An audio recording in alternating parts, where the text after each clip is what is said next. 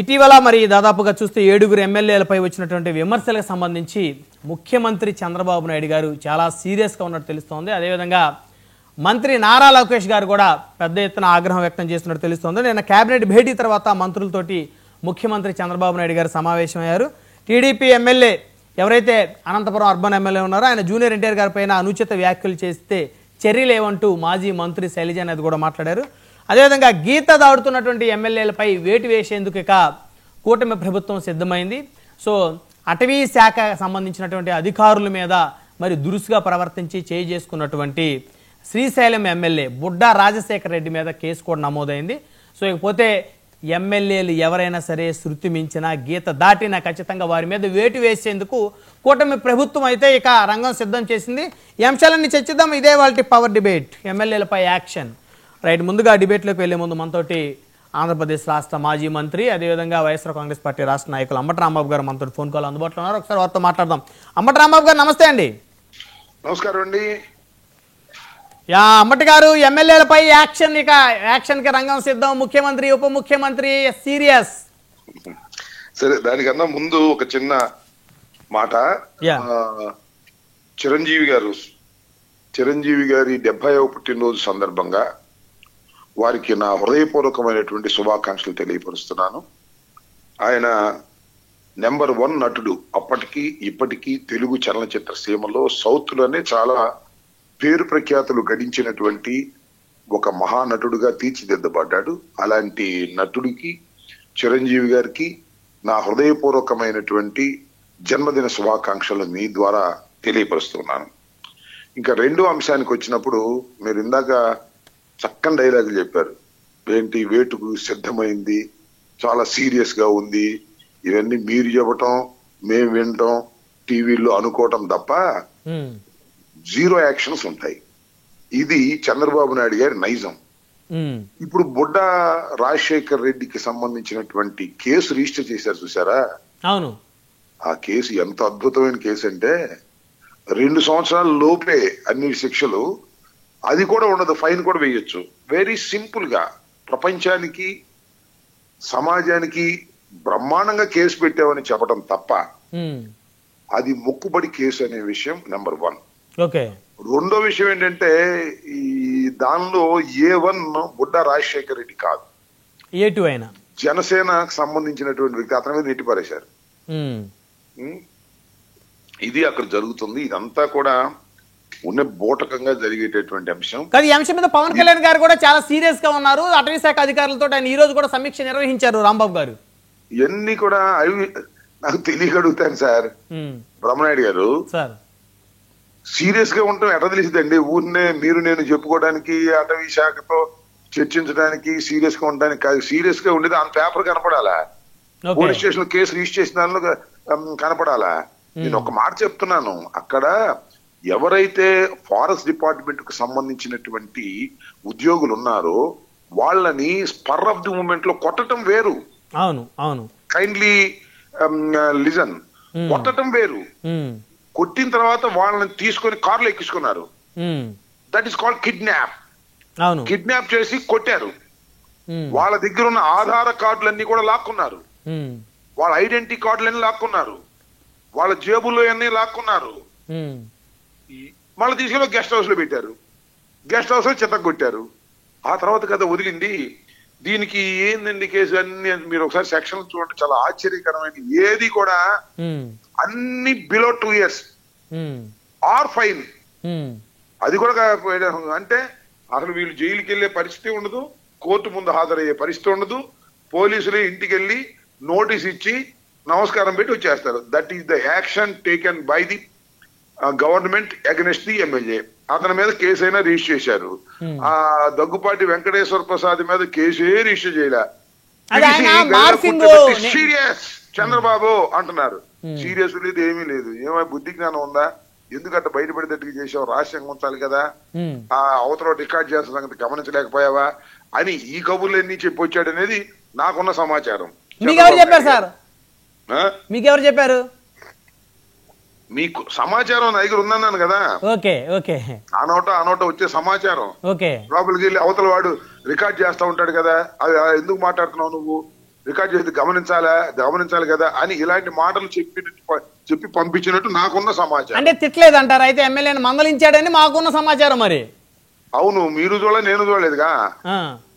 మందలించాడని వాళ్ళు లీక్ చేస్తారు. అసలు మంత్రివర్గంలో మీకు ఒక పెద్ద జోక్ చెప్తా. మంత్రివర్గంలో ఎమ్మెల్యేల పట్ల సీరియస్నెస్ గా ప్రవర్తించినట్టుగా నిన్న మంత్రివర్గంలో పెద్ద లీక్ వచ్చింది పేపర్లో. అవును, మంత్రివర్గం అయిపోయిన తర్వాత మినిస్టర్ గారు బ్రీఫ్ చేసినప్పుడు మీలాంటి విలేకరులు అడిగితే మంత్రివర్గం ఏమి రాలేదండి, బయట ఎక్కడో క్యాడర్లో అనుకున్నట్టున్నారు అని అంటున్నాడు. చూడండి ఒకసారి మీరు ఆ మంత్రి గారు ఇచ్చినటువంటి బ్రీఫింగ్ లో మీడియా మిత్రులు అడిగితే చెప్పారు ఇవన్నీ కూడా దిస్ ఆల్ ఏ డ్రామా. పేరోలకు సంబంధించి కూడా హోంమంత్రి గారు చాలా సీరియస్ గా ఉన్నారు. రాంబాబు గారు ఎవరి మీద? ఎవరైతే పేరోలు ఆవిడ తెలియకుండా మంజూరైందో ఒక ఇద్దరు ఎవరో ఎమ్మెల్యేలకు ప్రమేయం ఉందని ఒక చర్చ నడుస్తూ ఉంది. అదైతే అధికారులు ఎవరైతే హోంశాఖ సంబంధించిన అధికారులు ఒక ఖైదీకి పేరోలు ఇచ్చినటువంటి ఎపిసోడ్ ఏదైతే నడుస్తూ ఉందో, సో దాని మీద కూడా హోంమంత్రి అనిత గారు చాలా సీరియస్ గా ఉన్నారు. అమిత్ గారి మీదే సీఎం సీరియస్ గా ఉన్నా అంట. అనిత గారు కింద ఎస్పీ గాని, ఐజీ గాని, డిఐజీ గాని అందరూ రిజెక్ట్ చేశారంట పేరోలు ఇవ్వడానికి. కానీ ఎమ్మెల్యే వెళ్ళి ఆమెతో మాట్లాడి ఆమె దగ్గర నుంచి రికమెండ్ చేసి పంపించారు. హోంమంత్రి రికమెండ్ చేసిన తర్వాత ఇచ్చారు. హోంమంత్రి తప్ప ఎవరూ రికమెండ్ చేయలేదు. ఇది ఫైల్ మీద ఉన్నటువంటి సత్యం, చూపించమనండి ట్రాన్స్పరెంట్ గా. హోంమంత్రే దీనిలో ఇరుక్కున్నారు, అది అందరికీ తెలిసినటువంటి సత్యం. హోంమంత్రి ఎవరి మీద సీరియస్ గా ఉంటుంది? హోంమంత్రి మీద అందరూ సీరియస్ గా ఉండాలి. అంటే ఏ ఎమ్మెల్యే సార్ మీరు పేరు చెప్పగలుగుతారా? మీకు సమాచారం ఉంటుందిగా, ఒక మాజీ మంత్రి, మీకు ఆ మాత్రం పెద్ద ఎత్తున సమాచారం ఖచ్చితంగా ఉంటది. నెల్లూరు ఎమ్మెల్యే, నేను పేరు చెప్పలే బాగోదు. ఓకే, నెల్లూరు జిల్లాకు చెందిన ఎమ్మెల్యే. అంతకు ముందు కూడా ఈ ఎవరైతే ఈ లోపల ఉండి శిక్ష పడిన అతనికి పెరోల్ తీసుకొచ్చిన అతను ఇంతకు ముందు కూడా పెరోల్ తీసుకొచ్చాడు వైసీపీ ఉన్నప్పుడు 15 రోజులు. సో ఇదంతా ఒక స్కామ్ లాగా జరిగింది. ఇది అందరికీ ఆ నోట ఈ నోట అన్ని తెలిసిపోతాయి సార్, ఏది దాగదు. అవునవును, ఇప్పుడు టెక్నాలజీ పెరిగిపోయింది, ఒకరికొకరు. అది కాదు పబ్లిక్ ఒపీనియన్ ఎలా ఉంది అనేది చాలా ఈజీగా అర్థమైపోతుంది. బుడ్డా రాజశేఖర్ రెడ్డిని కాపాడేందుకు బుడ్డా రాజశేఖర రెడ్డి కాకుండా జనసేన వ్యక్తిని మొదటి ముద్దాయిగా పెట్టి, రెండో ముద్దాయిగా ఈయన పెట్టి ఈ కేసుని మాఫీ చేసే కార్యక్రమం చేస్తున్నారు. ఒకటి. రెండు, మన ఆయన దగ్గుపాటి వెంకటేశ్వర మీద కేసే లేకోకుండా మాఫీ చేసేశారు. కేసే పెట్టలేదు, బూతులు తిట్టినా కూడా కేసు పెట్టలేదు. ఈ రెండు కూడా జరిగిన సత్యాలు. ఎమ్మెల్యేలు చాలా మంది చాలా తప్పుడు పనులు చేస్తున్నా కూడా వారిని ఎవరిని అనేటటువంటి ధైర్యం గాని దమ్ము గాని చంద్రబాబు నాయుడుకి లోకేష్ కి లేదు. కాబట్టి ఏదో పత్రికల్లో డబాయింపు సెక్షన్, మీడియాలో డబాయింపు సెక్షన్, చంద్రబాబు నాయుడు గారు సీరియస్ గా ఉన్నారు, త్వరలో యాక్షన్ తీసుకున్నట్టు చెప్పమని ఈ కేసే తెలిసిపోతుంది కదా. బుడ్డా రాజశేఖర రెడ్డి మీద పెట్టినటువంటి కేసు ఏం కేసు అది? ఆ సెక్షన్ చూడండి, వెరీ సింపుల్ కేసు. అది కూడా పెట్టకపోతే బాగోదని పెట్టినట్టుగా అనిపిస్తా ఉంది. ఇది చాలా దుర్మార్గం. వాళ్ళ ఇష్టం, వాళ్ళ గవర్నమెంట్, వాళ్ళ ఇష్టం, వాళ్ళ పోలీసులు, ఇవన్నీ జరుగుతూ ఉన్నాయి. దీనిలో కాదు రాంబాబు గారు, పవన్ కళ్యాణ్ గారు ఇష్యూ జరిగిన వెంటనే ఆయన స్పందించి ఆయన ఒక అభిప్రాయాన్ని ఒక ట్వీట్ రూపంలో పెట్టారు. శ్రీశైలం అటవీ ప్రాంతంలో విధి నిర్వహణలో ఉన్న అటవీ శాఖ ఉద్యోగులతో ఘర్షణకు దిగి దాడికి పాల్పడ్డ ఘటన గురించి శాఖ ఉన్నతాధికారులు వివరించారు. ఈ ఘటనలో శాసనసభ్యులు ఆయన అనుచరుల ప్రమేయంపై విచారించి సవివరంగా నివేదిక ఇవ్వాలని చెప్పేసి ఆదేశించాను. బాధ్యులపై నిబంధనల ప్రకారం కేసులు నమోదు చేయాలని స్పష్టం చెప్పాను. చట్టాలను అతిక్రమించి క్రిమినల్ చర్యలకు పాల్పడి ఏ స్థాయిలో ఉన్నవారినైనా ఉపేక్షించకూడదని, ఇందుకు ప్రధానమంత్రి అయినా ముఖ్యమంత్రి అయినా ఒక్కటే అని, అరెస్ట్ అయిన 31వ రోజు పదవి కోల్పోయే చట్టం తీసుకురాబోతోంది గౌరవ ప్రధానమంత్రి శ్రీ నరేంద్ర మోదీ గారి నాయకత్వంలోని కేంద్ర ప్రభుత్వం. మేము తప్పు చేసినా బాధ్యులను చేయమని రాష్ట్రంలో గౌరవ ముఖ్యమంత్రి శ్రీ చంద్రబాబు నాయుడు గారు, నేను కూడా శాసనసభలో స్పష్టం చేశాము. ఇది ఉప ముఖ్యమంత్రి గారు చాలా సీరియస్ గా ఆయన స్పందించిన విధానం.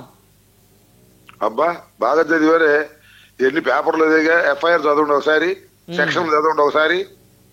ఏంది సీరియస్ నాకు అర్థం కాదు. ఊరిని జోకులు ఏమాకండి సార్ ప్లీజ్. చంద్రబాబు నాయుడు గారి ప్రభుత్వంలో బుడ్డా రాజశేఖర రెడ్డి మీద పెట్టినటువంటి కేసు ఎఫ్ఐఆర్ చదవండి, సెక్షన్ చదవండి, ఆ సెక్షన్ లో శిక్షలు చదవండి, అర్థమైపోద్దిగా ఎంత సీరియస్ గా ఉండేది. పేపర్ మీద సీరియస్ తప్ప ఏముంది, పేపర్ పుల్లిలాగా. ఇక్కడ అయితే ఎమ్మెల్యేలు ఎవరో కూడా అధినేతల మాట వింటలేదంటారు మీరు అనేది? వినే ప్రశ్నే లేదు, వీళ్ళకి చెప్పే ధైర్యం లేదు, ఇక మీడియాలో చెప్పుకోవడం తప్ప. ఓకే, కంట్రోల్ ఉండరు. చంద్రబాబు నాయుడు గారి దగ్గర కంట్రోల్ ఉండే పరిస్థితి లేదు, ఓకే లోకేష్ దగ్గర కంట్రోల్ ఉండే పరిస్థితి లేదు. ఎందుకంటే లోకేష్ డబ్బులు కాజేస్తున్నాడు, వీళ్ళు డబ్బులు కాజేస్తున్నారు. ఇది జరుగుతున్న సత్యం. రైట్ ఎన్ని చెప్పుకున్నా మనం మీడియాలో గొప్పగా చెప్పుకోవటం, ప్రభుత్వానికి వ్యతిరేకంగా మాట్లాడితే ఇబ్బంది అని మీరు మాట్లాడకపోవటం. అట్లే ఇది లేదు, మేము తప్ప. మాట్లాడతాం రాంబాబు గారు, ఖచ్చితంగా వాస్తవాలు మాట్లాడతాం మేము. సరే సరే అవన్నీ చూద్దాంలే కానీ నాకు తెలిసిన సత్యాలు చెప్తున్నాను. రైట్ అది జరుగుతున్న విషయం. రైట్ ఇవన్నీ కూడా తూతు మంత్రం తుమ్మకాయ మంత్రం లాగా పెట్టేటప్పుడు మసిపూసి బారేడికాయ చేయటం అంటారే, ఆ లెవెల్లో జరుగుతుంది. అంతకుమించి ఏమీ లేదు. రైట్ ధన్యవాదాలు అమర్ రాంబాబు గారు ఫోన్ లైన్ అందుబాటులోకి వచ్చినందుకు.